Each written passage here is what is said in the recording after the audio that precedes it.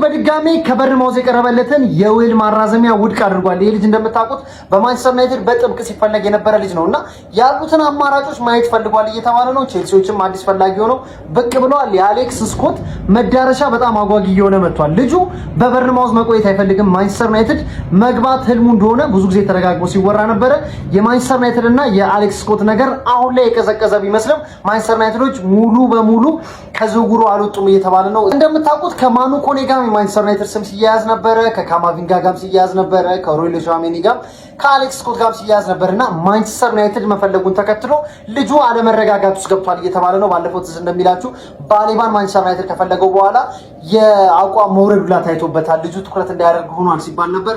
አሁን ደግሞ አሌክስ ስኮት በድጋሚ የቀረበለትን ኮንትራት ውድቅ በማድረግ ለማንቸስተር ዩናይትድም ለቼልሲም ያለውን ክፍት የዝውውር ነገር እያሳየ ያለ ይመስለኛል። ምን እንደሚፈጠር አብረን የምናይ ነው የሚሆነው። ኮፒ ሊንክ እና ሼር ማድረግ እንዳይረሳ። ፎሎም እያደረጋችሁ ፔስ ቀዮቹ ሰይጣኖች ማንቸስተር ዩናይትዶች የክረምት የዝውውር መስኮት አራተኛ ተጫዋቻቸውን አስፈርመዋል። 18 ዓመት ታዳጊም ታይነን ቶምፕሰን ኦልድ ትራፎርድ ደርሰዋል። የተጫዋች በቶተንሃም እግር ኳስ ክለብ ውስጥ ሲጫወት የቆየ ሲሆን ያለፈውን የውድድር ዓመት በቶተንሃም ቢ ቡድን ውስጥ 25 ጨዋታዎችን አድርጎ 13 ጎሎችና 6 አሲስቶችን ማድረግ ችለዋል። አምና ቶተንሃም በአውሮፓ ሻምፒዮንስ ሊግ ባረጋቸው ጨዋታ ፓሪስ ሰን ዠርመንና ቦሩሲያ ዶርትሙንድ በገጠመባቸው ጨዋታ ላይም ተቀያሪ ወንበር ላይ ተቀምጠዋል። ከቶተንሃም 17 ዓመት በታች ቡድን ጋርም የፕሪሚየር ሊጉን ዋንጫ ማሳካት የቻለ ተጫዋች ነው። ይህ የመስመር አጥቂ ታይነን ቶምፕሰን 18 ዓመቱ ሲሆን ማንቸስተር ዩናይትድን በ8 ሚሊዮን ዩሮ ተቀላቅሏል። 4 ሚሊዮን ዩሮ ወዲያውኑ ለቶተንሃም የሚከፈል ሲሆን 4 ሚሊዮን ዩሮ ደግሞ እንዳቋሙ እየታየ የሚከፈል እንደሆነ ተረጋግጧል። ማንቸስተር ዩናይትዳውያን ታይነን ቶምፕሰንን በቀጣዩ ውድድር ዓመት የዋና ቡድን አባል አድርገው ለመያዝ ያሰቡ ሲሆን እንደ አይደን ሄቨን ይህን ተጫዋች በቂ ድል እንደሚሰጡት የሚጠበቅ ይሆናል። በመስመር የማጥቃት እንቅስቃሴ በሁለቱም ክንፎች ላይ መጫወት የሚችል ተጫዋች ነው። ታይነን ቶምፕሰን ከካርል ዳሎ የነጻ ዝውውር በኋላ ከአንድሬ ሳንቶስ የ50 ሚሊዮን ዩሮ ክፍያና ዝውውር ከአስገራሚው የዩሪ ቴልማን ዝውውር በኋላ አራተኛው የክረምት የዝውውር መስኮት ፈራሚ ነው። የማይክል ካሪኩን ቡድን ማንቸስተር ዩናይትድን ተቀላቅሏል። እንዴት አገኛችሁት? ይህንን ዝውውር የጠበቃችሁት ነው? ማንቸስተር ዩናይትድ የሚያስፈልገው የተከላካይ ስፍራን ቦታ ለማሟላት ብዙ መንገዶችን እየሄደ እንዳለ ታውቃላችሁ። እንግዲህ አሁን ፉልባኮች ላይ ለማጠናከር እየሰራ ባለበት ወቅት በዓለም ዋንጫው ፍጻሜ ሊሳንድሮ ማርቲኔዝ ቪቻ ተጎዳ የሚባል ነገር ሰሙ። አንድ ነገር አምናለሁ እኔ አቬላቢሊቲ ኢዝ ዘ ሞስት አቢሊቲ ብዬ ነው ማምነው። እኔ ማለት ሜዳ ውስጥ መኖር ብቻ እንደ ኳሊቲ ነው የምቆጥረውና ሊሳንድሮ ማርቲኔዝ ቪቻ እንደምታውቁት አሪፍ በሚሆንበት ወቅት ሁሌም ይጎዳል። አትሌቲኮ ማድሪድ ሲፈልገው ነው ሲባል ነበር ወይ በቃ በሸጠው ስል ነበር። ለምን መሰላችሁ? ማንቸስተር ዩናይትድ ከዚህ ልጅ ማግኘት ያለበትን ግልጋሎት ለረጅም ጊዜ ማግኘት አልቻለም። ሜዳ ውስጥ ከገባ ምን አይነት ተጫዋች እንደሆነ መቼም ለሊሳንድሮ ማርቲኔዝ መናገር ለቀባሪው ማርዳት አይነት ሲቹዌሽን ነው። በዓለም ዋንጫው ለአርጀንቲና ብሔራዊ ቡድን የመከላከል አቅሙን ማለት እንዴት አድርጎ እንደ አሪፍ እንዳደረገው አይታችኋል። ከሮሜሮ ጋር ተጣምሮና እንደዚህ አይነት ተጫዋች ነው ማንቸስተር ዩናይትድ አሁን ጉዳቱ በጣም የሚቆይ ከሆነ የምናጣውና እኔ ከሊሳንድሮ ማርቲኔዝ ማንቸስተር ዩናይትድ ማግኘት ያለበትን ግልጋሎት እያገኘ ስላልሆነ እጅግ በጣም አጣብቂኝ ውስጥ የገባ ነው ይመስልን። አሁን ልጁን እንዳንሸጠው ስለተጎዳ መሸጥ አይችልም። በቃ ፕራይሱም ይወርዳል ማለት ነው።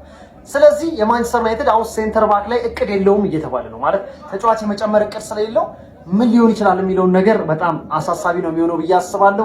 የእናንተን ሀሳብ እስቲ ኮሜንት ሴክሽን ላይ ጻፉልኝ። ሊሳንድሮ ማርቲኔዝ በማንቸስተር ዩናይትድ መቆየት አለበት ወይስ መሸጥ ያለበት ተጫዋች ነው? የእናንተን ሀሳብ አስተያየት ኮሜንት ላይ ጻፉልኝ። ኮፒ ሊንክ እና ማን ዩናይትድ የቶተንሃሙን እንቁ ተጫዋች አዳጊ ምርጥ ተጫዋች አስፈርሟል። ታይነን ቶምፕሰን ይባላል። እኔ ስለ ዩናይትድ አዳዲስ መረጃዎችን በየጊዜው እንዲደርሳችሁ አደርጋለሁ። እናንተ ደግሞ ይህንን ፔጅ ፎሎ አድርጉ፣ ላይክ፣ ሪፖስት፣ ሼር በማድረግ ለብዙሃን ደግሞ እንዲደርስ እገዛ አድርጉ። ታይነን ቶምፕሰን ማን ነው? ይህ የ18 ዓመት ድንቅ የግራ መስመር ተጫዋች በሁለቱም እግሮቹ መጫወት የሚችል ፊዚካል ብቃቱ ደግሞ የሚወደስለትና ብቃቱን በሀገር ውስጥም በአውሮፓም ደረጃ ያስመዘገበና ለወደፊቱ በኤሊት ሌቭል ሊያድጉ ይችላሉ ከሚባሉ አንዱ ነው። በባለፈው ሲዝን ለቶተንሃም የወጣት ቡድኑ 13 ግብ 6 አሲስት በማድረግ ሊያድግ የሚችል ማደግ ብቻ አይደለም በልዩ ከፍታ የሚያድግ የፕሪሚየር ሊግ ተከላካዮችን እንቅልፍ የነሳ አዲሱ የዩናይትድ ፈራም የግራ መስመር አጥቂ ማዕበል መሬቱን እያናወጠ ይገኛል። ይህ ግዙፍ አጥቂ በቴክኒክ አስማተኛ ሆነው ታይናን ቶምፕሰን ማን ነው የሚለውን ይህን ቪዲዮ ካደመጣችሁ በኋላ የወደፊት እጣ ፈንታው የዚህን የልጅ እምቅ አቅም ትረዳላችሁ። በዚህ ቪዲዮ የምነግራችሁ ይሆናል። በመጀመሪያው የተጫዋቹ ብቃት ጎል በጣም አስቆጣሪ ነው። ድሪብል በደንብ ያደርጋል። በደንብ ያደርጋል። የጎል ድሎችን ይፈጥራል። ለዚህ ማሳያው ባለፈው በቶትንሃም በአካዳሚ ቡድኑ ሲጫወት በአጠቃላይ 54 ጨዋታ ተጫውቶ 22 ጎሎችን አስቆጥሯል። 12 አሲስት አድርጓል። ይሄ የሚያሳየን ከመስመር እየተነሳ ጎል የማስቆጠር አቅምና የጎል ድሎችን የመፍጠር አቅም አለው። ከዚህ በተጨማሪ ፊኒሽዱ የሚገርም ነው። በደንብ የመጨረስ አቅም ያለው ተጫዋች ነው። ሌላው የዚህ ተጫዋች ጥራቱ ምንድነው? ቁመቱ እጅግ በጣም ግዙፍ ተጫዋች ነው። 1 ሜትር ከ88 ሴንቲሜትር ነው ቁመቱ። ይሄ ደግሞ በጣም ለፕሪሚየር ሊጉ ፊት ለማድረግ በአካል ብቃቱ በጣም ጠንካራ የሆነ ፈጣን ተጫዋች ነው። በጣም ፈጣን ነው። በፍጥነት የሚታማ አይደለም። እጅግ በጣም ፈጣን የፕሪሚየር ሊግ ተጫዋቾችን ማስቸገር የሚችል እምቅ አቅም ያለው ነው። በደንብ ድሪብል አድርጎ ፍጥነቱን ተጠቅሞ የአካል ብቃት ጥንካሬውና ግዝፈቱን ቁመት በደንብ ያለው ተጫዋች ነው። ይሄ የተጫዋቹ ሌላኛው ጥራት ነው። ከነዚህ በተጨማሪ የዚህ የተጫዋች ሌላኛው ጥራቱ የሚያሳየው ዋን ቱ ዋን የማለፍ በጣም አድቫንቴጅ አለው። በጣም በከፍተኛ ሁኔታ ድሪብል አድርጎ የማለፍ ዋን ቱ ዋን በጣም አስቸጋሪ ተጫዋች ነው። ያልፋል። በጣም ፈጣን ነው። ለዚህም ነው በደንብ ፍጥነቱን ተጠቅሞ ዋን ቱ ዋን በጣም የሚያስቸግር አይነት ተጫዋች ነው። የተጫዋቹ ስታት ይሄንን ያሳያል። ሌላው ደግሞ ተጫዋቹ በጣም ሹተር ነው። በደንብ ሹት ማድረግ ይችላል። ከየትኛውም አቅጣጫ ሹት ማድረግ ይችላል። በሁለቱም ክንፎች የመጫወት አቅም አለው። ገና ታዳጊ ነው። እድሜው 18 ዓመቱ ነው። ስለዚህ ገና ማደግ ይችላል። ዩናይትድ ይሄን ተጫዋች ሲያስፈርመው የቋሚነት እድል ማለት ዋና ቡድን ለማስገባት ቃል ገብቶለት ነው። እንደ ሄቨን ቃል እንደገባለት ዘ አትሌቲክ ዘግቧል። ስለ ዩናይትድ በጣም ብዙ ፈላጊ ነበረው፣ ግን ዩናይትድን አንዱ እንዲመርጥ ያደረገው እንደ ሄቨን ወደ ዋናው ቡድን እንደሚቀላቅለው እርግጠኛ ቃል ፕሮሚስ ስለገቡለት ነው የመጣውና ተጫዋቹ በጣም በብዙ ክለብ በነ ሲቲ በትላልቅ በአውሮፓ ክለቦች የሚፈለግ ተጫዋች ነበር። ዩናይትድ መርጦ የመጣውና የወደፊቱ የዩናይትድ ትልቁ ኮከብ ነው። ይሄንን ተጫዋች ስሙን እንዳትረሱት፣ ታይናን ቶምፕሰን ይባላል ማለት ነው። ይሄንን ስም እንዳትረሱት ለማለት ነው። ሀሳብ አስተያየታችሁ። ሊሳንድሮ ማርቲኔዝ ልቀቅ ተባለ። ሁሉም በአንድ ድምጽ በቃን አሉ። ሊሳንድሮ ማርቲኔዝ ዩናይትድን መልቀቅ አለበት። ጋሪ ኔቭል፣ ስኩልስ፣ ሮይ ኪን እንዲሁም ደግሞ ቪሊች ይሄን ቃል ተናግረዋል። አስደንጋጩን እውነታ ተናግረዋል። እያንዳንዱ ያሉትን በአጭር ደቂቃ ነው የምነግራችሁ። እስከ መጨረሻው አድምጡት። ቪሊች አስተያየት ስንጀምር ሊሳንድሮ ማርቲኔዝ አስደናቂ ተጫዋች ነው። በዓለም ዋንጫ በጣም ብዙ ነገር ጠብቄ ጥሩ ነገር ሲያደርግ ነበር። በቀጣይ የውድድር ዓመት ጥሩ ነገር ስጠብቅ ነበር። ነገር ግን ጉዳት አስተናግዷል። ይሄ ለዩናይትድ በጣም መጥፎ ዜና ነው። ስለዚህ ሊሳንድሮ ማርቲኔዝ ዩናይትድ መታገስ የለበትም። በቃ አለቀ። ከዚህ በኋላ ዩናይትድ ወደፊት መራመድ አለብን። እኔ ዩናይትድን ብቻ ነው የምደግፈው ሲል ተናግሯል። ስኩልስ ደግሞ እንዲህ ሲል ተናግሯል። እሱን በጣም አደንቀዋለሁ። በጣም ክብር አለኝ። በጣም ጥሩ ተጫዋች ነው። ከጉዳት ነፃ ከሆነ ምን ሊሰጥ እንደሚችል እናውቃለን። ነገር ግን ባለፉት ጊዜያት በተደጋጋሚ ጉዳት አስተናግዷል። ስለዚህ ዩናይትድ ከጉዳት ነፃ የሆነ አስተማማኝ ተከላካይ ያስፈልጓል። ሊሳንድሮ ማርቲኔዝ ጋር መለያው ጊዜ ነው። ከዚህ በተጨማሪ እግር ኳስ የጨካኞች ውሳኔ ነው። ስለዚህ ልንጨክን ይገባል ሲል ስኩልስ የተናገረ ሲሆን ሮይ ኪን ደግሞ ምንድን ነው ያለው? ይሄ ነገር በተደጋጋሚ የተከሰተ ነው። ድግግሞሹ በዝቷል።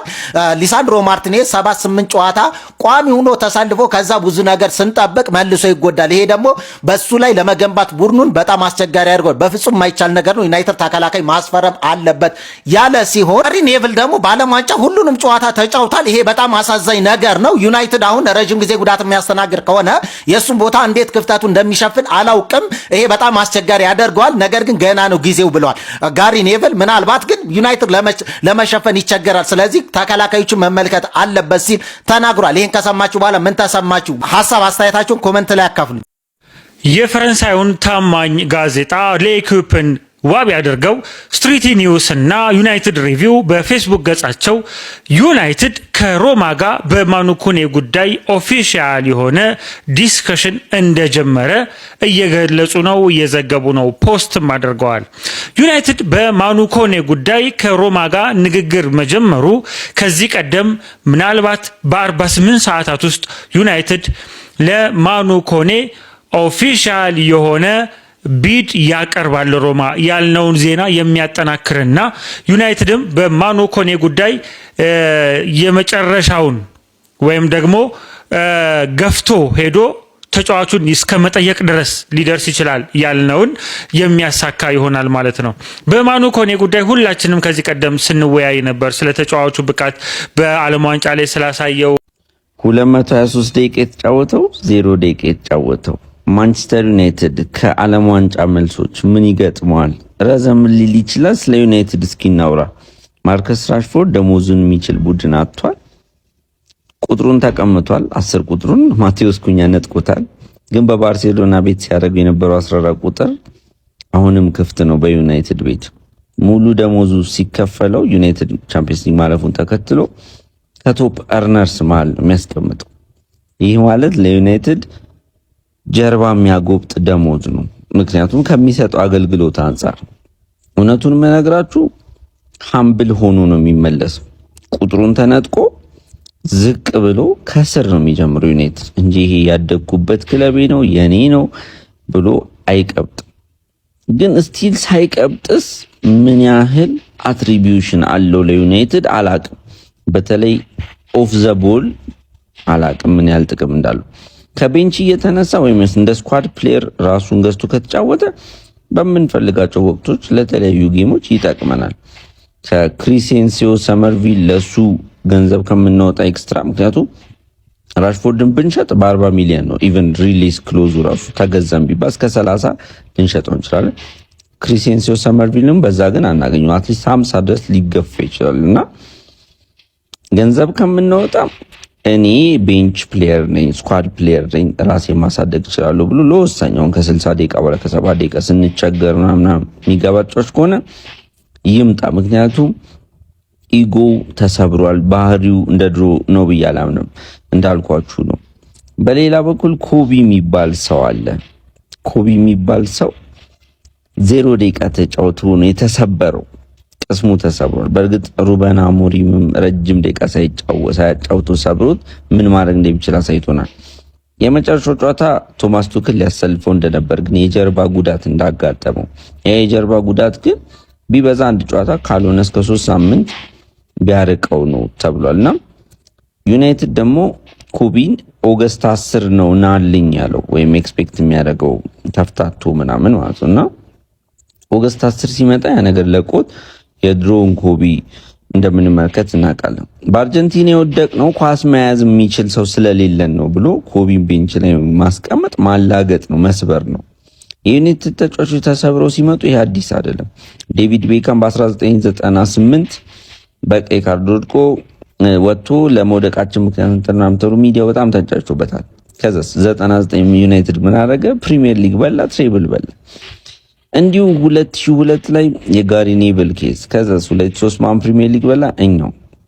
ከዛስ እንዲሁ 2006 ዓለም ዋንጫ ዌይን ሩኒ ከክርስቲያኖ ሮናልዶ ጋር ምናምን የተፈጠረው ያ በቀይ ካርድ ወጥቶ ምናምን 2007 ማን ፕሪሚየር ሊግ በላ ማንቸስተር ዩናይትድ። ስለዚህ አሁንም 2026 የኮቢ ኬዝ አለ። አንድም ደቂቃ ያልተሰጠው አውትፊልድ ፕሌየር በእንግሊዝ ብሔራዊ ቡድን ኮቢ ብቻ ነው። ሁሉም ተጫውቷል። ሁሉም ከግብ ጠባቂዎቹ ውጪ ከአንድ ግብ ጠባቂ እሱን። ስለዚህ ኮቢ መነጋገር ሆኖ ይመጣል። 2026/27 ሲዝን ማን ፕሪሚየር ሊግ ይበላል? መልሱ እናንተው ጋር ነው። ድል ለዩናይትድ። እናንተስ ምን ታስባላችሁ?